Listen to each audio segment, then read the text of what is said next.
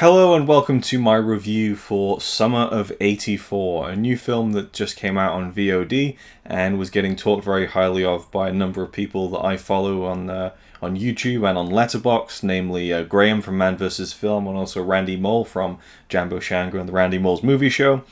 So I thought I would check it out. And before I kind of get to the film, I just wanted to note that this film was written by Matt Leslie and Stephen J. Smith, and directed by Francois Simard, Anouk Wissel, and Johan Carl Wissel. So 3 directors and 2 writers for this film, and that might be, I think, a reason why I didn't enjoy it as much as I wanted to. People were kind of comparing this to Stranger Things. In fact, I think it's kind of it's sold on from the producers of Stranger Things. And we're seeing a lot of this now. We're seeing a lot of cashing in on the 80s nostalgia of, setting movies in the 80s, having those movies reference films that the people who are making these movies grew up with. It's now getting to that generational point where people in their 30s and 40s, they grew up in the 80s, and so they're making movies set in the 80s and just referencing all their favorite things.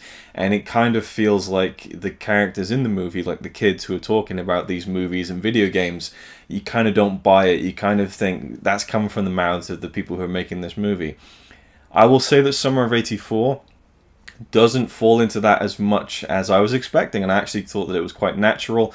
It's set in the 80s, there are 80s references, but they are by no means thrown in every scene. They're not really a huge part of the overall story, and so for that I thought it did a very good job. You have a very predictable synthy score, which I really enjoy. I think it's being overdone. I think it's been being overdone for quite a while now, but I still really enjoy it because I love that style of music, and it does take me back to the 80s.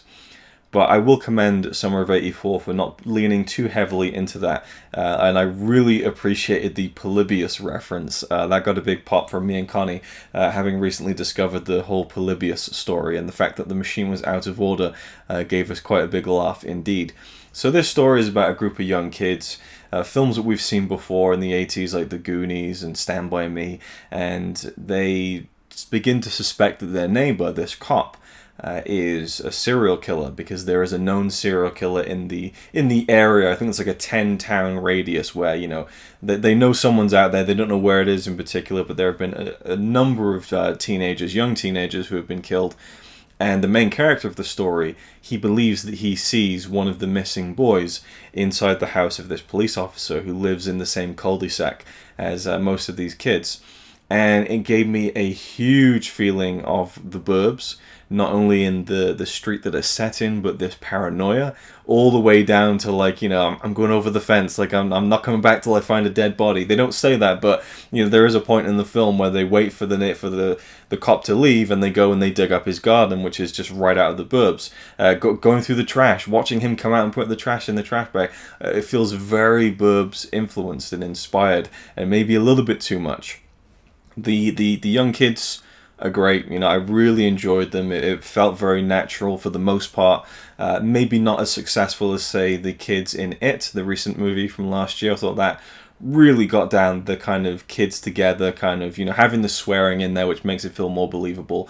It's got it down to a T. This is pretty close to that, and I really enjoyed the central characters of the story. The parents felt appropriate and believable too, and I like the main character. There is a character who's an older girl who felt kind of very stereotypical in the fact that, she's kind of a bit too old for the boys, but she kind of takes a shining to one of them anyway, which is kind of that kind of boy fantasy. But I will say it was really enjoyable to see this young kid kind of get all kind of giddy over the fact that she was even giving him attention to begin with. And it is established that they hung out when he was younger, so it makes sense that she's not just picking on this random boy and kind of flirting with him or whatever. Now, I have 3 problems with the film, and they do feel on the surface very superficial, but they really held the film back for me. So ultimately this was a disappointing movie for me, but I still really enjoyed it. I thought it was really, really good. It was well made. There's an incredibly tense sequence towards the end, and I loved how it was unexpected.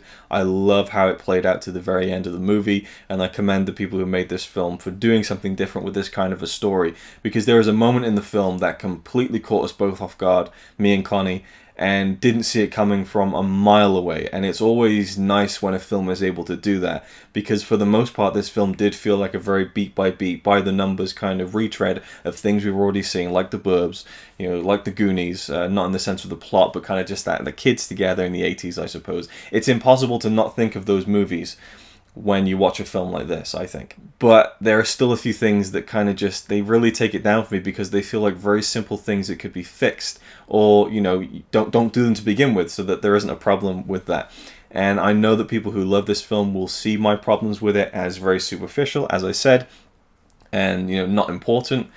And they're really the kind of niggles I kind of shy away from even delving into anyway. I'll say, oh, well, it's a movie, it has to happen, otherwise there's no movie, so you just go along with it. But I really felt like if they had just tightened up these few bits, it would have been a great film. So overall, I really enjoyed it. I highly would recommend people watching it if you like 80s set movies and kind of the Stranger Things vibe. It's a little bit different than that, but it is very similar at the same time. I don't personally see too much of a problem with it, because I enjoy that kind of aesthetic, as I said. But we'll get into some spoiler talk here now. So the first thing that I really didn't like, and this isn't really much of a spoiler, but I'm assuming you've seen the film by this point, is when they're digging through the trash. They're digging through the cop's trash. And special shout out to the guy who played the cop. I think he did a fantastic job, actually. You really believe that he's innocent, and at the same time you really believe that he's guilty. And so it's an interesting play of where they're going with this. And when you see him at the very end of the film, there's a real difference to his performance that I thought was really well portrayed by the actor. So he did a phenomenal job. He really sells the movie, in fact. Calling him out for his performance can't be understated enough. So they're digging through his trash out in the middle of the street at 11 o'clock at night. I don't know about you, but 5 teenagers upending 2 trash cans and digging through them, and not just very quickly. I mean, they just sat around digging through it. People are going to hear that and go and look and see them doing it, That was just a weird thing to me. I don't know how you solve that one, really. Maybe they take the bin bag and go around the back and have a look there, and there's nothing, then they put it back. I don't know. But and again, that's kind of elongating the scene, but it just felt a bit weird that they were digging through it in the middle of the street. I don't know. That was just something that kind of, I just thought, but okay, I'll let it go.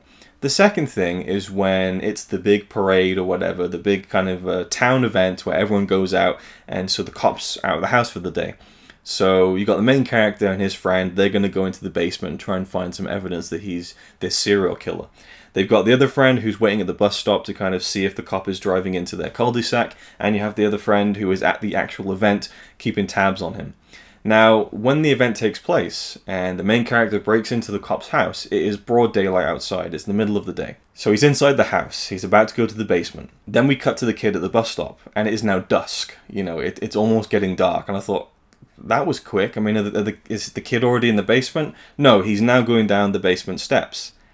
And then we cut to the kid on the bus stop again, and it is pitch black night, and he meets up with one of the other friends. So from the space of the main character getting inside of the house of the cop, going to the basement door, it's like an hour passes. He gets to the top of the stairs, he walks down with the other 2 kids, and another hour passes. He gets to the bottom of the steps, and another hour has passed, and now it's night. It made no sense to me whatsoever. I don't see what it added or enhanced. I mean, the fact that it's night has little to no bearing, in fact, no bearing at all, on the tension of the scene in the basement, because they're in the basement, right? And after that, it cuts straight to the police station. So there's no kind of, it's dark, this adds to the tension. It added nothing, right? I don't understand that unless, there's a way that the kid couldn't get to the house until it was dusk. Then it makes sense. Dusk to night I can deal with. But middle of the day, broad daylight to pitch black within the space of a few minutes of him being inside this house where it's like time sensitive, let's get down to the basement. I just don't know why they made that choice. And to me, it just kind of threw me out of the film for a bit. And then finally, the very ending where, this cop they found evidence he's the serial killer. Okay, so they go back to his house and he's gone. And he already knows, and they should have told the police this, that we went to this guy's house 2 days ago and said, we think you're the serial killer. And we dug up your garden and everything, and broke into your shed. So he knows that we think he's the serial killer, so he will surely know that we have now outed him. So why wouldn't the police check their house? Okay, that this guy we found evidence that one of our cops is a serial killer. So let's go check his house. He's not there. Let's check the house of the kids that we know he knows caught him out to see if he's hiding there maybe. No, they don't do that, and he's hiding in the attic. I mean, that's fine because it's kind of a cool scene when they go to sleep, all's well, you know, even though he's out on the loose. And then the steps come down. Very cool scene, but again, he kind of smothers the two kids, takes them into his cop car onto this island. Where did he park his car? How did he get these two kids out of the house, which surely should have had police surveillance outside it just in case? This is a guy who has murdered like over a dozen teenagers, had marked this one kid for death by the frame in, and I like that idea, by the way, that he collected all these images of all the kids he'd killed. And I also liked how we never really had the big moment where the serial killer was like, okay, this is what happened, here's my backstory. You know, you just kind of have to invent it yourself, and I really like that. But, you know, that just felt stupid to me. I feel like there could have been a way to do it where he catches them in the basement, and maybe the tape gets out without him realizing it, so that's how they get found. I don't know. That was just something that just, oh man, it was going so good, and that just really didn't make sense. The most incompetent police force ever. You know, I mean, is it possible? Of course, but it just made no sense that they wouldn't even be watching the house. So that was just something that really grated on me, but I have to say I did think it was very effective, especially the part where he doesn't kill the kid and tells him that that's not good enough for you. Death is not good enough for you. I want you to be looking over your shoulder for the rest of your life, wondering if today is the day that I'm going to come back for you, and one day it will be the day. Fucking brilliant. The fact that he gets away with it at the end, that's a really eerie, different way to end a movie like this, and I thought that was fantastic. But I just wish those three bits had been tightened up and just didn't distract me from the film. And yeah, so a bit of a rant, I suppose, but that's kind of my issue with Summer of '84, my issues, I suppose. But I did really enjoy it, and again, if you've watched this far, you've probably already seen the film. So I'll leave it there. Thank you for watching, and I'll see you in the next one. It's alright by me. Apart from the fact he throws cans of Carlin into a tree. Yeah, he's really cool. Yeah, he's really cool. But he's not quite as cool as you, 'cause